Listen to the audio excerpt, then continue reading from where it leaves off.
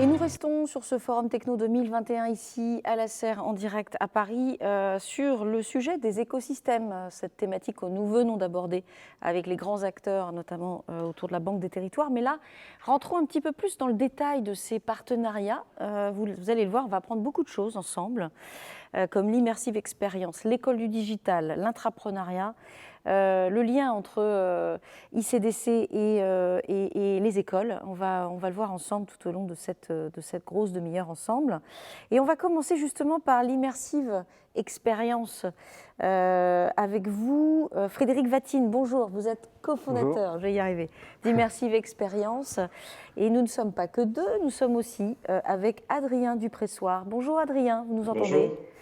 Bonjour, vous êtes responsable des projets, et squad poste de travail élargi, pardon. Je crois que je n'ai pas le bon titre chez Caisse des dépôts. Je vais vous laisser vous présenter. Je suis responsable de projet au sein de cette squad-là, effectivement. Voilà, exactement. Merci beaucoup. Alors, on va parler d'immersive expérience, mais j'aimerais qu'on commence par parler du Cube. Peut-être que ça parle à tout le monde pour ceux qui nous écoutent. Qu'est-ce que c'est le Cube, Adrien, et quand est-ce que vous avez lancé ça ? Alors le Cube, c'est une initiative qui est née en 2019 suite à un appel à idées à l'ensemble des collaborateurs dans le cadre des 60 ans d'informatique CDC. L'idée en fait c'était de nous projeter sur ce que pourrait être informatique CDC en 2024 et parmi les propositions qui ont été faites, il y a une douzaine de collaborateurs de tous horizons qui se sont regroupés autour du concept du Cube. Donc on est vraiment dans le cadre d'une approche bottom-up. Et le concept du Cube, en fait, il naît lui-même d'un constat. On parle beaucoup autour de nous d'innovation, mais combien de nos collaborateurs réellement pouvaient participer et contribuer à cette innovation? Et de notre point de vue, c'était indispensable que n'importe quel collaborateur puisse et innove au sein de l'entreprise. Donc pour nous, le biais, ça serait de considérer qu'il y a deux mondes, avec d'un côté ceux qui innovent, et puis les autres, ce serait passer à côté d'une grande partie de l'intelligence collective. Donc c'est pour ça qu'on souhaitait remettre nos collaborateurs et mettre nos collaborateurs et nos collaboratrices au cœur de l'innovation. Donc on a fait un autre constat, c'est que l'innovation, elle naît de rencontres entre des besoins et des technologies, mais on parle aussi, puis surtout d'usage, de pratiques et de rencontres humaines. Donc pour permettre ces rencontres, on a imaginé un lieu, mais on a surtout imaginé un écosystème innovant d'informatique CDC avec trois grandes dimensions. S'inspirer, avec un espace et une dimension au sein duquel on peut échanger avec des partenaires, des startups, des associations, des écoles, des entreprises du groupe ou de l'extérieur. L'immersion en start-up avec l'immersive expérience, c'est vraiment un exemple concret de ce qu'on peut faire pour inspirer et puis pour s'inspirer et pour inspirer les autres. Expérimenter avec le concept d'un lab et puis enfin expirer avec l'intrapreneuriat qui sera également présenté. On l'a vu ce matin, il y a même des spin-offs qui peuvent naître de ce genre d'initiative. Donc voilà, c'est quelque chose qu'on a lancé en 2019. Pour nous, c'était important qu'il y ait une suite et on voit que ces initiatives permettent de continuer à consolider, à construire cet écosystème informatique CDC. Alors, merci beaucoup déjà pour cette présentation très claire, Adrien, du Cube. Merci. Frédéric, vous êtes, je le disais, à l'origine d'Immersive Experience, pardon. En gros, vous organisez, est-ce qu'on pourrait comparer des Learning Expeditions, comme on le disait? Vous allez me fâcher. Voilà, vous allez me fâcher. En start-up. Non, c'est plus qu'une Learning Expedition. La Learning Expedition, c'est je vous emmène voir un lion aux eaux de Vincennes. Ce qui n'est pas très drôle, en fait. Ah, d'accord. Alors que l'immersion qu'on a faite avec ICDC, c'est vraiment d'emmener des collaborateurs, comme le rappelait Adrien, c'est d'emmener des collaborateurs voir le lion chasser. Donc c'est vraiment d'aller s'immerger dans une start-up, pour redevenir un peu sérieux, d'aller vraiment contribuer au sens où la personne de ICDC part avec une mission et elle va aider une start-up à résoudre un petit caillou dans la chaussure de la start-up. Et c'est parce qu'elle est plongée dans les situations de travail. C'est parce qu'elle est dans la culture de la start-up, c'est parce qu'elle va vivre les outils de la start-up, les méthodologies, que d'une certaine manière, comme l'a dit Adrien, le but du jeu, c'est de créer ce petit pas de côté qui va me faire réfléchir. Rien n'est génial dans la start-up, on ne va pas copier-coller. Et c'est pour ça que j'aime pas trop les Learning Expeditions. C'est pas s'il suffisait de mettre des poufs jaunes et des poufs rouges. Je vous et dis des ça parce que ça a été voilà. quelque chose de très à la mode. On saurait que ça change la culture d'une entreprise et c'est pas ça. Et c'est ce qu'a redit Adrien. Le but du jeu, c'est vraiment de donner aux gens l'opportunité de partir avec leurs compétences, de les mettre à disposition avec des gens qui ont des modes d'organisation du travail, des pratiques, des méthodos, des outils, une culture différente. Et ça crée cet échange croisé, c'est ça qui fait la richesse. Ça dure combien de temps ? C'est variable, là, en l'occurrence, comme le disait avec Adrien, on fait à la fois un parcours individuel, donc c'est sur une semaine. Donc chacun, il va vivre sa petite histoire dans sa start-up. Ouais. Emmanuel, par exemple, de chez ICDC, est parti chez Earlymetrics, qui est une start-up de notation de start-up. C'était intéressant dans le cadre de l'écosystème, justement, ICDC. Voilà, mais on a envoyé aussi Yvan dans une start-up de formation digitale des médecins. Donc on est très loin, entre guillemets, on est très loin à l'origine du monde. Donc c'est à chaque fois chacun son petit voyage. Et notre rôle à nous, au-delà de les animer individuellement, c'est aussi de les animer collectivement.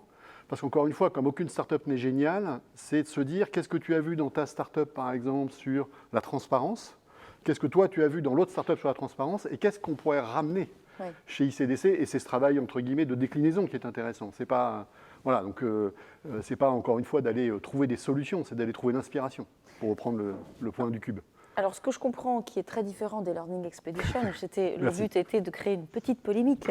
Non, pas du tout. Mais non, l'idée, c'est ce que j'ai bien compris, qu'il y avait en gros comme on dit, un deal win-win, gagnant-gagnant. C'est-à-dire qu'en gros, les personnes que vous avez citées ont quelque chose à proposer. C'est ça aussi l'enjeu de ces immersions, d'amener un métier. Ouais, on va reprendre Invivox, qui est une très belle start-up à Bordeaux, qui travaillait sur la formation des médecins à travers le monde. Donc le but du jeu, c'était de faire du partage d'expérience entre médecins à travers le monde. Donc on est vraiment sur une dimension globale.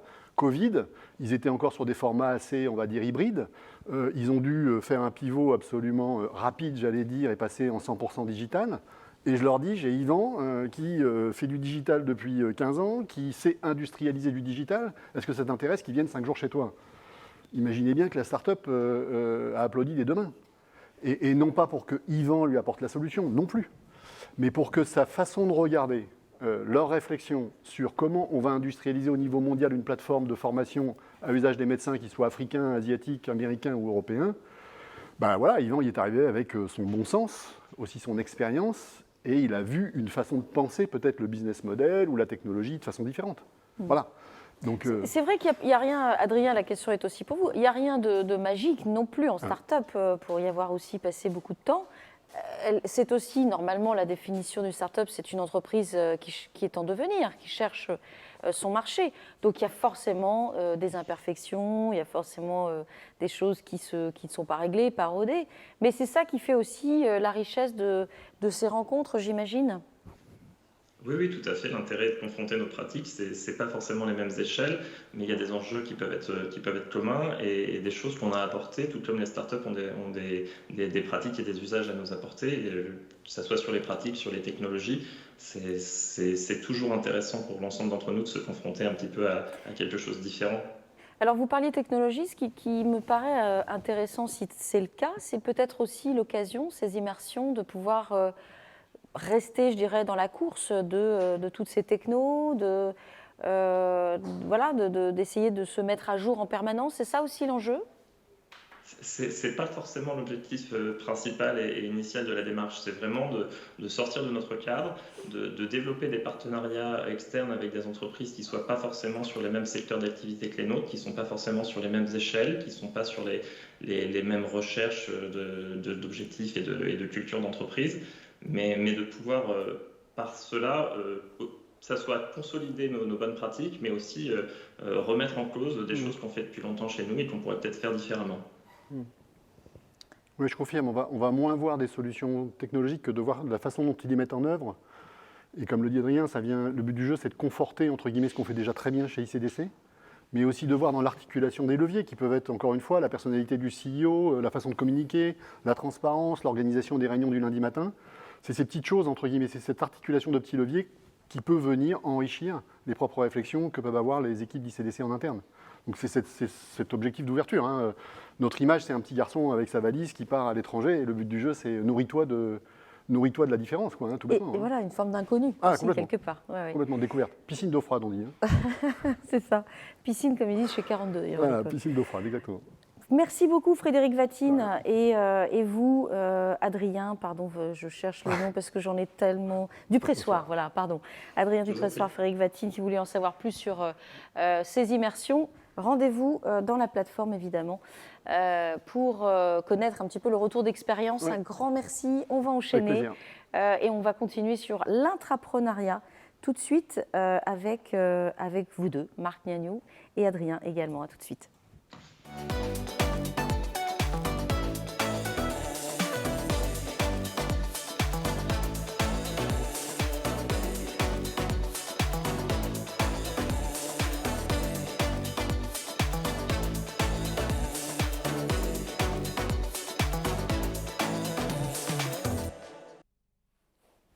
Et on continue la mini-conférence dédiée aux écosystèmes et partenariats et très concrètement la façon dont ICDC conduit justement ces partenariats, ces initiatives.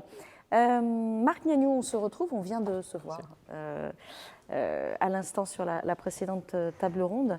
On parlait d'intrapreneuriat. Adrien, pardon, Dupressoir est toujours avec nous. Adrien, on s'entend? Tout va bien? Oui, je vous entends. Tout va bien. Marc, qu'est-ce que c'est l'intrapreneuriat pour vous? Si jamais on devait donner une définition simple, c'est de permettre en fait à tous les collaborateurs qui le souhaitent à ICDC de mener à bien en fait un projet, une idée de bout en bout, tout en restant dans l'entreprise et aussi sans changer de statut. Et donc, c'est vraiment arriver à mettre en place un dispositif qui va permettre cela. Alors, pourquoi? C'est vraiment, ça va permettre de se rendre compte qu'il y a beaucoup de créativité au sein de l'entreprise. Oui. Et puis, effectivement, de la réactivité, de la proactivité. Donc, c'est vraiment pour arriver à booster, en fait, ces éléments-là au sein de l'entreprise.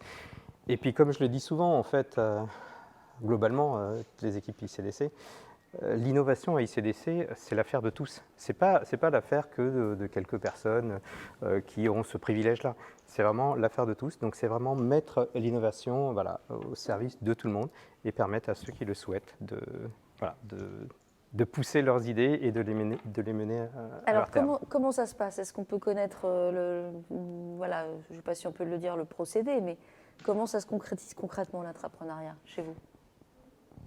Alors, il y a eu effectivement un petit peu de réflexion quand même avant d'arriver là. Parce que ce n'est pas simple de faire de l'entrepreneuriat. Non, ce n'est pas forcément simple. Et ce qui est aussi très important, c'est de se mettre dans une logique d'amélioration continue. Il ne faut pas trouver le prétexte de dire « c'est pas simple, donc je ne fais pas », ou « c'est pour les autres oui. ». Donc, il y a eu effectivement une réflexion qui a été menée par certaines personnes, dont Adrien d'ailleurs, qui a cité le cube tout à l'heure, d'arriver à se dire pourquoi est-ce qu'on n'irait pas au bout de cette démarche, de ce dispositif? Donc effectivement, on a, entre guillemets, pris le devant en se disant, il faut qu'on arrive à le mettre en place. Donc on a effectivement produit une charte de l'entrepreneuriat, oui.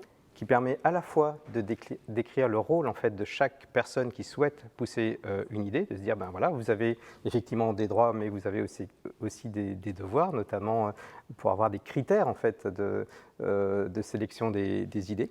Donc c'est ouvert à tout à chacun. Et puis, ce qu'on a aussi essayé de mettre en place, c'est un comité des référents justement intrapreneuriat. Ce sont des personnes qui vont à récupérer les idées, et c'est de mesurer en fait la valeur et puis de pouvoir valider en fait les idées qui pourront être développées par les personnes qui ont proposé l'idée, et tout ça dans un délai court, parce que l'objectif aussi c'est de ne pas se dire je lance une idée et puis dans 1 an et demi on verra. C'est de se dire en 3 mois qu'est-ce qu'on est capable de faire avec justement une charge à définir, mais de la même façon, il faut être dans l'innovation frugale. Donc arriver à se dire, en 3 mois, voilà ce que je suis capable de faire, et puis on se fait aider en fait par des personnes de l'entreprise, parce qu'il faut quand même un certain nombre de compétences en fait pour pouvoir développer un proto, un produit. Donc on a identifié un certain nombre de profils qui étaient nécessaires pour arriver à porter les projets. Et l'objectif en fait de ce comité, c'est effectivement d'arriver à suivre et quelque part à sponsoriser aussi les personnes qui souhaitent mener ces projets. Ouais. Voilà. Je crois que ce projet est également entre guillemets incubé au sein de Cube, pardon pour le jargon, mais oui, c'est ça fait partie. L'idée initiale avait été évoquée par le Cube, mais c'est aussi traité au sein de la direction de l'innovation. La personne qui avait proposé cette idée-là continue à le porter effectivement au sein de la direction de l'innovation, et c'est quelque chose qui nous semble important de pouvoir créer de la valeur, pas uniquement en réponse à nos métiers, mais aussi par les idées de nos collaborateurs qui peuvent venir de constatations techniques, mais pas uniquement, des constatations fonctionnelles, des constatations métiers, et de proposer la mise en place d'un nouveau service par rapport à ça par l'entrepreneuriat. Je pense qu'on a tous intérêt à mettre ça en place. Au-delà de la question d'être plus heureux au travail, puisque l'entrepreneuriat est souvent cette quête de développer des compétences nouvelles, d'apprendre, de douter aussi, d'essayer des choses. Qu'est-ce que vous attendez, vous, de cette initiative qui suit cette charte? Quelles sont les attentes pour ICDC de développer justement, de booster l'entrepreneuriat? Vous parlez effectivement de bonheur au travail. Enfin, il y a un vrai épanouissement. C'est-à-dire que quand on est dans des sujets d'IT, et en fait, comme d'autres métiers, c'est vraiment un métier de passion. Ouais. Et donc, c'est vraiment arriver à se dire, si jamais j'ai ce petit créneau qui va me permettre de pousser des idées, il y a cette fierté aussi de se dire, j'ai réussi à produire ça. Et ça, en fait, c'est se dire, potentiellement, il va y avoir d'autres étapes après. Si jamais ça apporte vraiment de la valeur, d'ailleurs, pour nos clients, se dire, potentiellement, les idées, tout le monde peut en avoir. Et le fait de franchir ce premier palier, quelque part, c'est un tremplin pour aller plus loin. Donc, je disais tout à l'heure, effectivement, donner du sens, encore plus de sens à nos métiers, de l'épanouissement, de la réactivité, de l'autonomie, de la responsabilité. Enfin, ça fait beaucoup de choses à la fois, mais c'est arrivé à cocher un certain nombre de ces cases. Et moi, honnêtement, je connais les équipes d'ICDC. Je pense sincèrement qu'on aura effectivement des volontaires et des projets qui seront menés à bien. On l'a fait de façon ponctuelle par le passé. On a poussé des challenges d'intelligence artificielle où il y a eu un bon nombre de personnes qui se sont manifestées.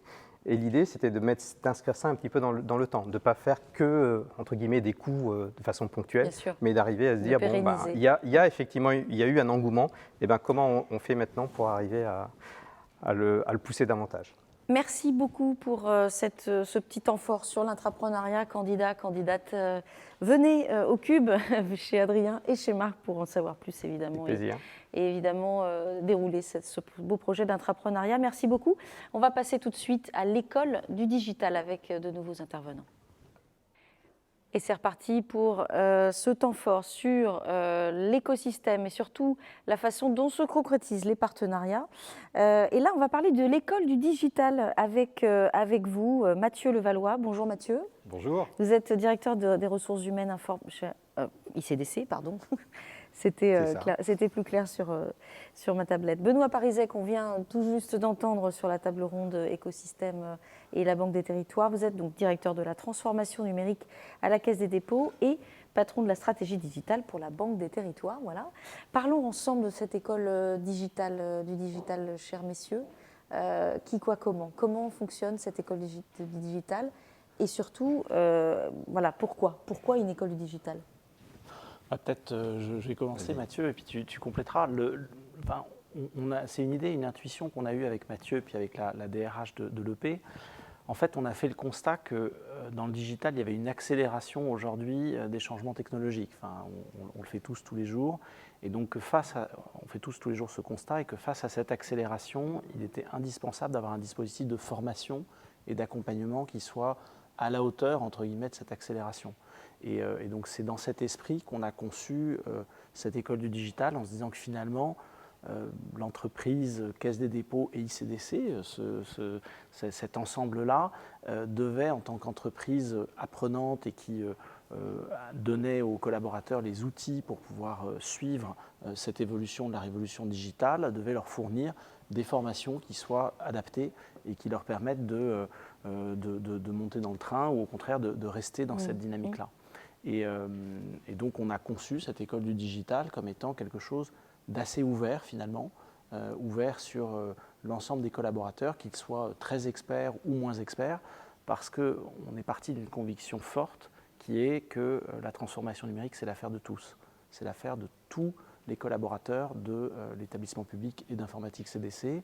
Ce n'est pas simplement un sujet technologique, ce n'est pas simplement un sujet business, c'est bien la manière dont on marie les deux ensemble. Et donc l'école du digital, elle est au service de cet ensemble-là. Alors elle a été lancée il y a un an, c'est ça ? Il y a un an, là. On vient de fêter je crois que c'est aujourd'hui d'ailleurs. Premier anniversaire. Bon anniversaire, à l'école du digital. Exactement, merci d'avoir organisé ce forum à l'occasion du premier anniversaire de l'école du digital. Ce qu'on peut dire aujourd'hui, c'est que je pense que l'école du digital a trouvé son public. plus de 1100 stagiaires depuis l'ouverture, ce qui, compte tenu des conditions dans lesquelles nous travaillons, je trouve, est un beau score. Et ça montre, je pense, l'intérêt qu'ont montré les salariés du groupe, donc ICDC et la Caisse, par rapport à l'offre qui leur était proposée. Donc je pense qu'aujourd'hui, on peut dire que le démarrage a été réussi. Et puis très concrètement, on a fait ce qu'il fallait pour que ça fonctionne. 87 modules de formation proposés. Il y a aujourd'hui un bon tiers de l'offre qui est totalement commune entre ICDC et l'établissement public. Une partie de ces formations est animée en interne. Et puis nous avons aussi eu à cœur d'ouvrir ces formations à des partenaires extérieurs, puisque une partie non négligeable est assurée par des organismes de formation, par des experts qui viennent partager leur savoir-faire et, je dirais, apporter leurs compétences au dispositif.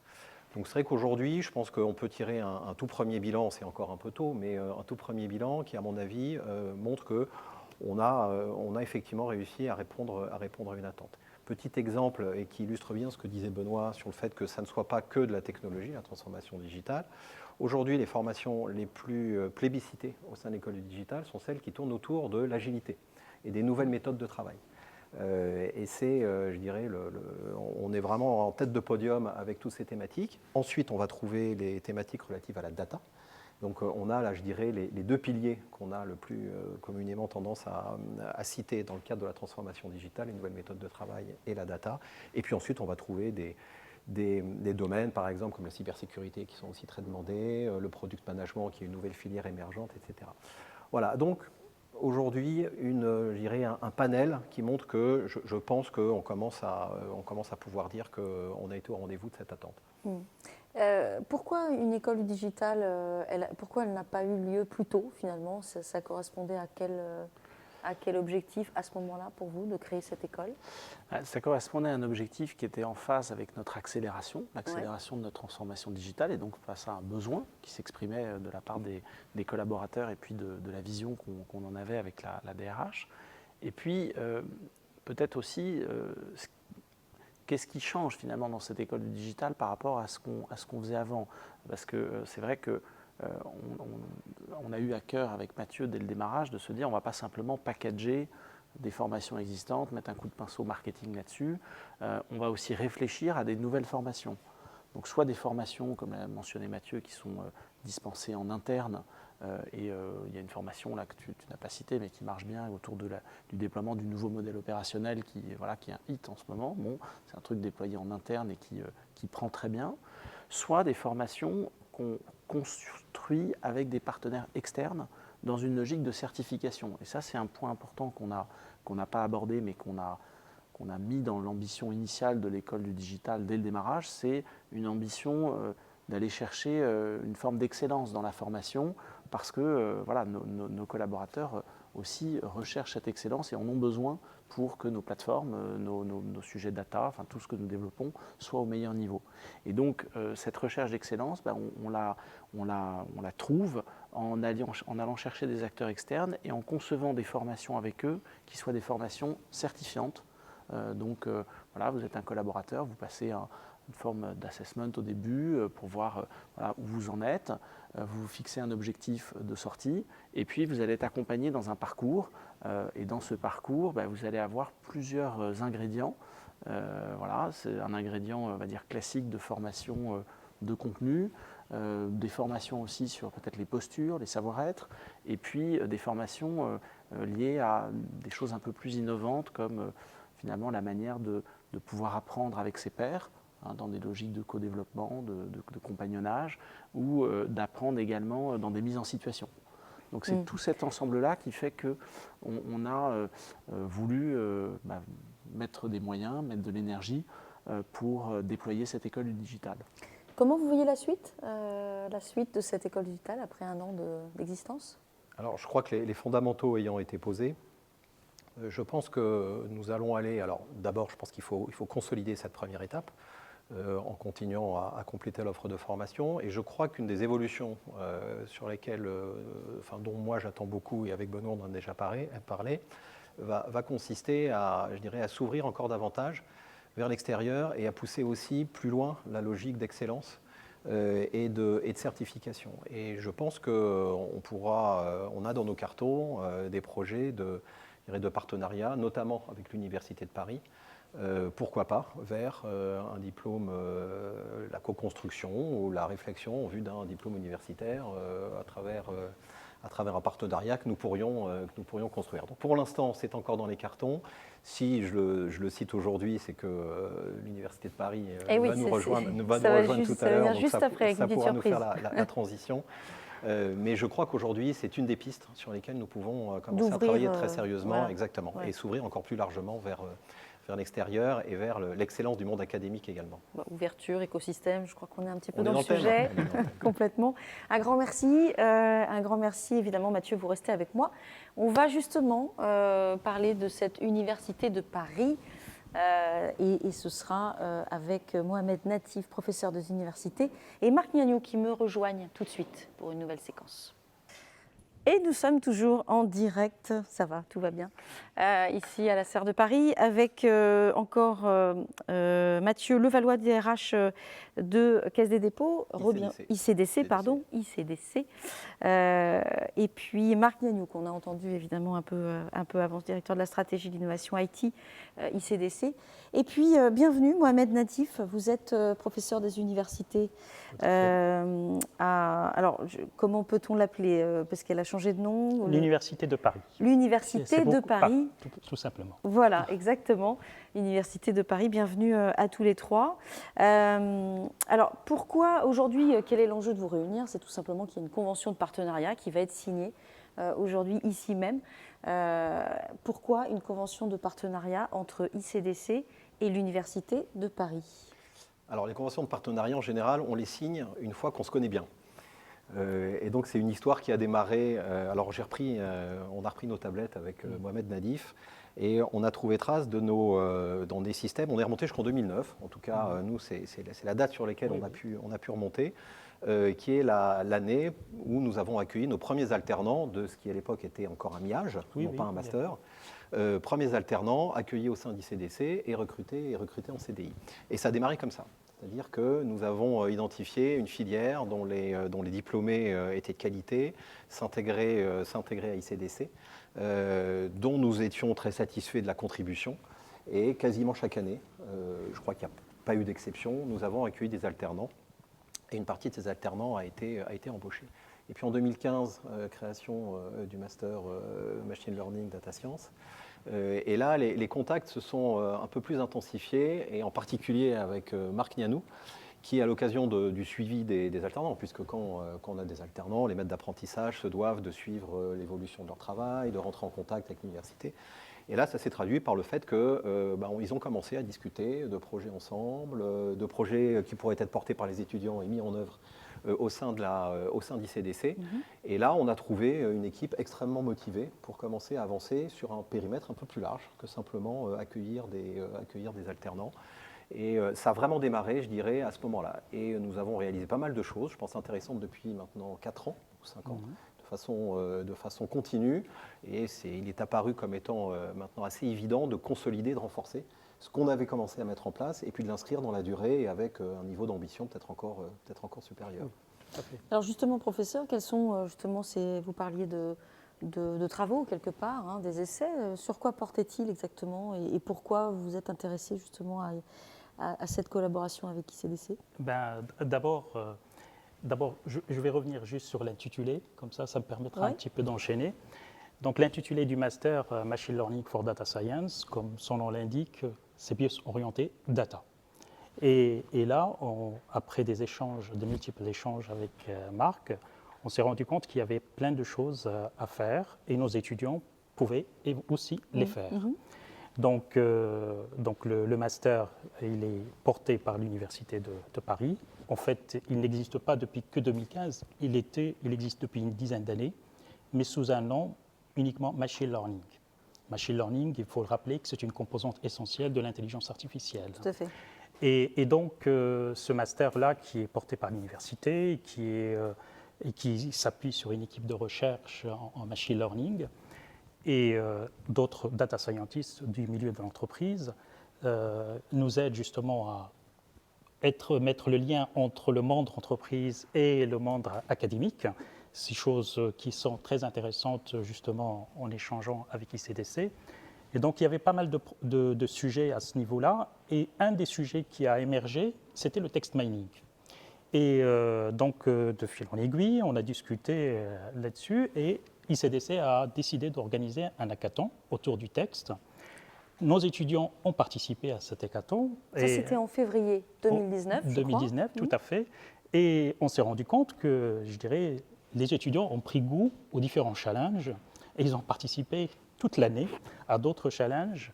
Et je pense que c'est une expérience très enrichissante, d'abord sur le texte, mais à mon sens, on va pouvoir la poursuivre sur d'autres thématiques très intéressantes qui nous intéressent à la fois dans nos formations, mais aussi également dans nos recherches, parce que ce sont des problématiques qui génèrent de la recherche aussi. Absolument. Marc, vous voulez dire un mot peut-être Peut-être revenir un petit peu sur le hackathon qui s'appelait Hackatext. Voilà, c'était une initiative de la direction de la transformation numérique de pouvoir organiser un hackathon. Alors c'est vrai que, bon, on a parlé beaucoup de données tout à l'heure, des données non structurées, ça fait aussi partie des données. Et pour arriver à décliner en fait les cas d'usage pour les métiers, je me suis dit, on va faire appel un peu à notre écosystème, notamment académique, via l'Université de Paris.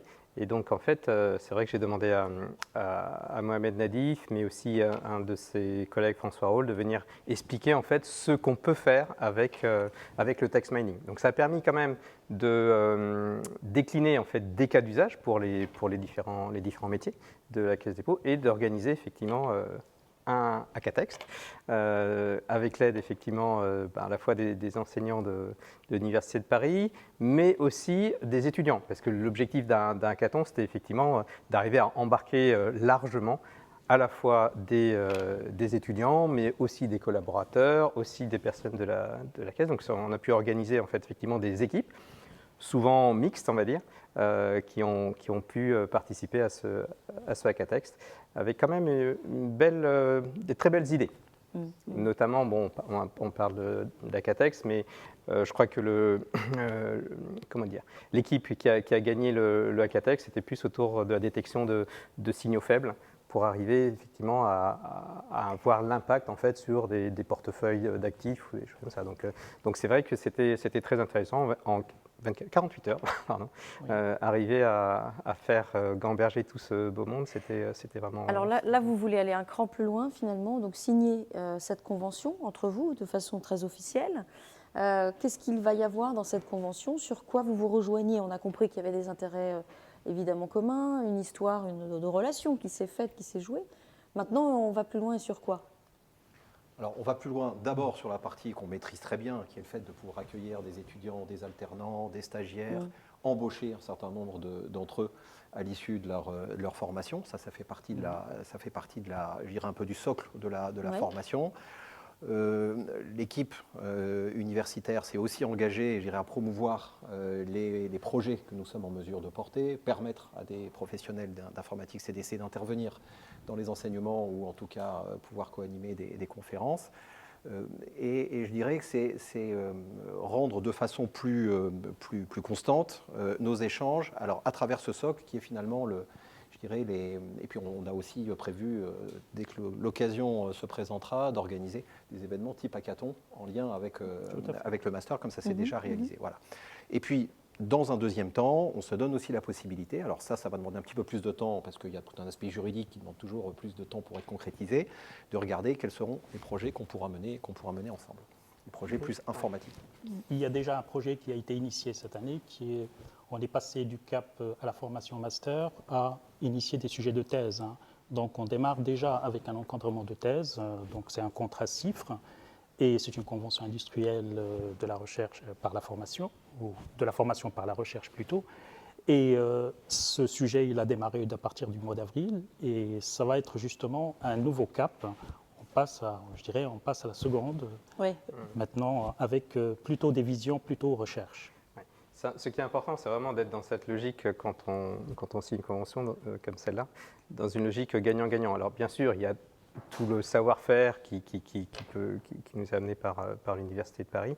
Mais il y a aussi en échange, en fait, nos métiers de l'IT, comment est-ce qu'ils évoluent, et de pouvoir aller faire effectivement des retours d'expérience aux étudiants pour leur dire, voilà, aujourd'hui, les métiers de l'IT, ça évolue aussi. C'est plus, on ne les fait plus comme on faisait il y a 5 ou 6 ans. Donc je pense que c'est aussi important d'aller faire ce retour-là, et aussi peut-être d'identifier des nouveaux sujets qui pourraient être ouverts au sein de la filière universitaire. Nous, c'est vrai qu'on a pas mal de sujets. Alors, on a parlé de sécurité ce matin, blockchain. Clairement, un diplôme en fait qui pourrait mettre ça en avant, ça pourrait vraiment nous permettre de croiser en fait les intérêts des deux parties. Et je pense que ça, c'est vraiment très important. En tout cas, c'est comme ça qu'on a pris l'habitude de travailler depuis 3-4 ans. Oui. Comme ça a été dit justement tout à l'heure par Mathieu, on envisage justement d'ouvrir des formations de type diplôme universitaire.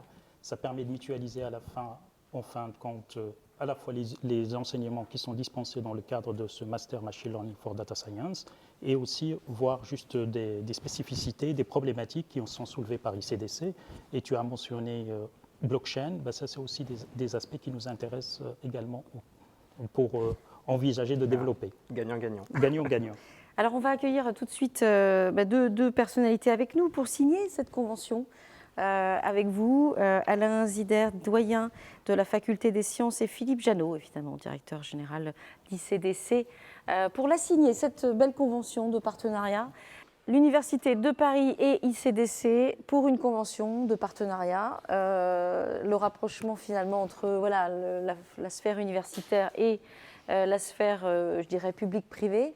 Ça fait partie de ces petites recettes qu'on évoquait en table ronde précédemment, de cette belle cuisine qu'est l'écosystème. Vous êtes d'accord avec moi sur la métaphore de la cuisine ?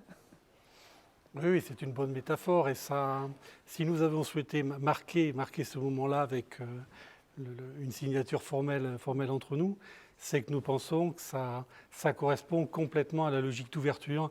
On l'a vu sur les technologies ce matin, on l'a vu par rapport aux problématiques de sécurité, de partenariat, mais c'est aussi dans l'évolution de nos compétences et la capacité d'interagir avec des acteurs qui ont aujourd'hui, dont la légitimité n'est plus à présenter, mais qui nous semblent être aussi des accélérateurs pour nous dans la réussite des projets qui nous sont confiés. Cher, on dit professeur quand vous êtes doyen. Je suis désolée, je ne maîtrise pas le protocole universitaire. Professeur, je ne sais pas, ça ira très bien, oui. Vous êtes le doyen de la Faculté des Sciences, on le disait. Est-ce que vous pouvez nous présenter un peu votre belle université ? Oui, peut-être en 2-3 minutes, très brièvement. Donc, l'Université de Paris, vous la présentez parce qu'effectivement, vous ne la connaissez pas nécessairement, parce qu'en réalité, c'est une université toute jeune qui a été fondée au 1er janvier 2019. Mais qui en fait est issue de la fusion de deux universités qui, elles, ont une longue histoire, l'Université Paris-Descartes et l'Université Paris-Diderot, et également l'Institut de physique du globe de Paris, qui a rejoint ces deux universités donc, pour fonder l'Université de Paris. En créant l'Université de Paris, on a créé un ensemble universitaire de recherche intensive, je pense, de premier plan, qui fait partie des 3-4 plus grandes universités en France et qui est dans les classements internationaux dans les 50 premières universités au niveau mondial. Donc l'Université de Paris, c'est environ 65 000 étudiants, 5 000 enseignants-chercheurs, donc une force considérable. Et cette université, pour être plus agile, est en fait structurée en 3 grandes facultés. Une faculté de santé, une faculté qu'on appelle Société-Humanité qui couvre le droit et co-gestion, mais également les lettres et les sciences humaines, et puis la faculté de sciences que je dirige. Cette faculté des sciences couvre en fait la plupart des domaines, je dirais, en sciences, mathématiques, informatique, pour ce qui nous intéresse particulièrement aujourd'hui, mais également chimie, biologie, physique, et comporte également une école d'ingénieurs et un institut universitaire de technologie. Donc je suis aujourd'hui vraiment très heureux d'être là avec vous pour signer cette convention de partenariat parce qu'effectivement, ces liens que nous essayons de construire, renforcer vers le monde socio-économique, c'est quelque chose qui est extrêmement important à la fois pour les étudiants conformes, mais également pour ce qu'on peut apporter à la société en termes de transfert technologique, etc. Surtout dans l'époque dans laquelle nous vivons, où la science revient comme un pouvoir régalien, Absolument. tant mieux. Philippe Janot, un mot sur la convention de partenariat avant de la signer, évidemment. Alors, beaucoup de choses ont été dites et je remercie les intervenants. Simplement, ce que j'ai envie de dire, c'est que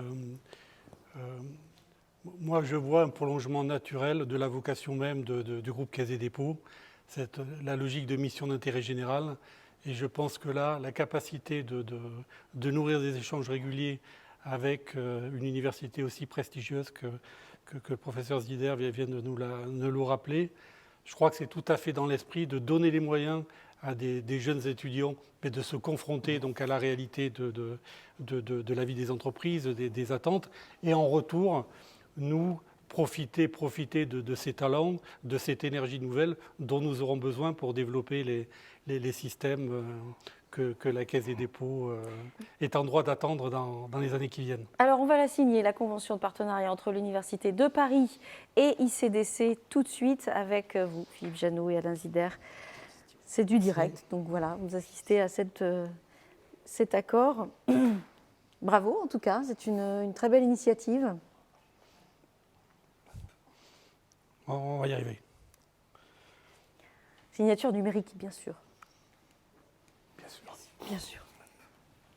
Les signatures numériques, bien évidemment, oui. Avec un protocole, sanitaire au cordeau, évidemment. Bien réfléchi. Un stylo désinfecté. Voilà, est-ce qu'on peut... on va montrer tout de suite la signature, voilà, l'image. Merci. On se lavera les mains après. Au cadreur. Tout à fait, on va exactement. pas se mettre dehors. Voilà. Merci beaucoup. Très heureux. Merci, très heureux. Bravo, on vous applaudit pour ceux qui... Merci beaucoup.